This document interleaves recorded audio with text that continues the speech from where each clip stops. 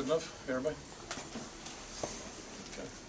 Well, certainly disappointed to lose the game. Give Northwestern credit; they outplayed us, and we didn't do the things necessary to win, certainly, and it's disappointing. I thought our guys battled and played hard right through the end, so that's certainly a positive. And we're just disappointed to lose. We'll get back to work tomorrow and see what we can do about next week. Kirk, on the final possession there, you had the 4th and 3 and called timeout. Did you think about kicking the field goal and make it a one-possession game, and what prompted you to decide to go for it? Gave it some thought. I mean, clearly, we're going to need 3 things to happen. We're going to need a touchdown at the 2-point play. And if that didn't work, then we'd have to go for 2 touchdowns, and then field goals in that equation if you make the 2-pointer, and then get the ball back somehow, either onside kick or kick it down, and hope to get it back in decent field position. So, we were moving the ball in that quarter. Just felt like that was our best shot.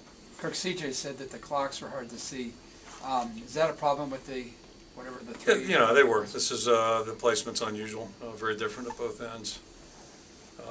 But I thought basically, at least in 2 of those situations, I thought we had enough time to get the ball snapped, and we just didn't. It was kind of fit in some ways with the way things were going, the way we were executing. Was there something that happened with Brad Rogers during the week that made it so he wasn't? Injured. Yeah, I mean, he traveled, he dressed. We were hoping he could go today, and just couldn't go, so he's injured. How about Mark?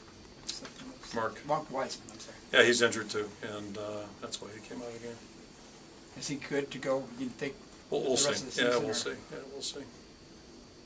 How encouraged were you, by the way, Damon came back and played today? It's good to get good players back anytime.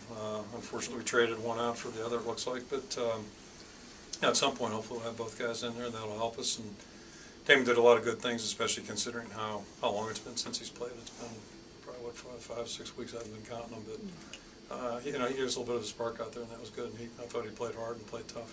How about I'm sorry? the rushing defense giving up 349 yards? How discouraging is that for you? Well, we played an option team today. They've had two separate styles of attack, and that part we knew. Everybody knew that. The part you don't know is what balance would be chosen by them, and they did a good job certainly. So they went with their option attack, if you will, and they got 2 pretty explosive guys out there, and quarterback in particular really gave us some problems, and then the back came up with that big run off the goal line. The thing that really hurt today was the block punt. It didn't help, and anytime you give up a blocked punt, it doesn't. The odds of you coming out on top really diminish a little bit. So, on that one, I don't think it was by their design necessarily, but we had 2 new players in there, one new player totally, but 2 guys in different positions as a result of Brad's injury. So, as luck would have it, and then somehow we didn't communicate well enough up there. They made a shift, we didn't communicate, and cut a guy free. From your vantage point, what happened on that long run that they had? They were down on their own 1-yard line. The guy just came out of there, and he came out last week for 80. So a similar play. It was a quick hitting play, and that was representative of the way, especially the first half went. We had we didn't have a lot of good plays in that first half, but beautiful punt by John, great kill inside there by Micah. On the 1-yard line, you couldn't ask for a better situation there, and then they came right out of there. So that's that impacts momentum a great deal, and doesn't obviously you change field position real quickly there, and they continued on. When you talk about momentum, though, you had to feel the 4th quarter. Yeah, we did, and that's again that's why we went for it on 4th and 2. You look back now and say, hey, maybe we should have taken the field goal or gone for the field goal, but we were moving the ball. Just felt like it was our best shot. Keep moving and hopefully come up with a touchdown there. What did Drew Ott show you to get himself into the lineup? Well, he's steadily. He did a good job in camp, but he's improving right now. And then on the flip side, we're getting. We've had our share of guys coming out of the lineup right now with injuries, that type of thing. So we just, felt like with 5 games left, let's get him in the water, get him swimming a little bit, and it'll help our team right now, which is most important. But also, hopefully, it'll help him, be right in the mix of things moving forward. What were He you? wanted to go. I mean, He did. Yeah, he was certainly receptive to it. What did you see during the week in practice that prompted you to go with having Matt Tobin start at left tackle and have McMillan at guard?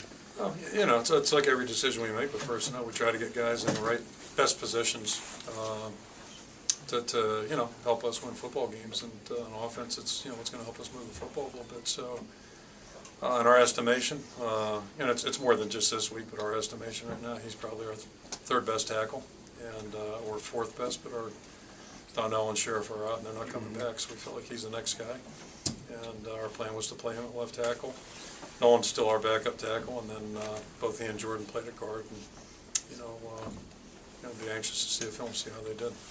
What makes Coulter so difficult to read out there? He's just a very explosive athlete. Both he and Mark are both, they're quick, he's smart, instinctive, and we got exposure to that last year. He did a good job against us last year. So, and I'm not totally surprised, how they played today. And I don't know what their plan going in was percentage-wise, but they're having good success with that. And he's a tough guy to contain. Running quarterbacks, we get at least I can think of three right now in our conference, including him, that are very, very challenging to defend. And that Mark gives him a good feed-off guy. Yeah, it's hard to, you can't just isolate on one guy, certainly. And, we get the ball going one way and he'll pull it down and bring it back the other. So if your contain's not good, which we broke down on that several times. But again, it's easier said than done when a guy's got that kind of quickness and speed. Do you almost have to shut Wiseman down for a couple of weeks now just to... Well, we'll make that decision during the week. We'll just see how it goes.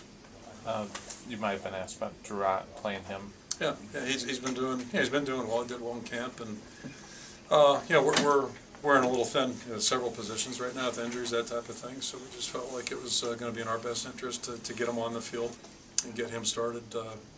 Short term, long term also. I'm sorry, you might have been asked this, but delay a game in a 2-minute drill. How does that happen? Well, it's on that one in particular, it seemed like the clock went pretty quickly, and I'm not making an excuse, but it just seemed that way. It was going quick all day, but that's one of those things. The clocks are a little bit difficult to find here, but that's everybody's job to do that, and then certainly we got to get the ball snapped before it expires. Where is your team right now? We're 4-4. We've lost 2 straight, and it's always hard. Anytime you lose 2. That's tough, 2 in a row. But there are many options. You go back to work tomorrow, and we got to get back up on our feet. And that's the only choice that we have, only option we have. Was it your consideration to try a long field goal with Meyer at the end of the first quarter before the delay of game? Yeah, there was, but 5 yards took us out of that range. Certainly didn't help things. Is base defense the best call against this offense? Against a player like Coulter? It's not quite just that simple. I don't know. You mean base personnel or base? Base personnel. I know you guys messed around with that, or had some dime in there too. I mean, they played several personnel groups, so there are a lot of things that go into it. I guess it's not. I don't know if I can say yes or no on that one. At times it is, yeah. The 72-yard run from the goal line. What is the? I mean, that's got to be a backbreaker to the defense. Almost. Yeah, we covered that one already too. It's 8 shorter than last week's that he had, but only because he hit the end zone last week and had to stop. But yeah, I mean, it was one of the few good plays we really made in that first half. We had a beautiful punt. John put it right down there, and great play by Micah keeping it in. So what you're hoping for, needless to say, is get good field position for the offense coming back, and switch that around right away. Your radio show got a little feisty this week.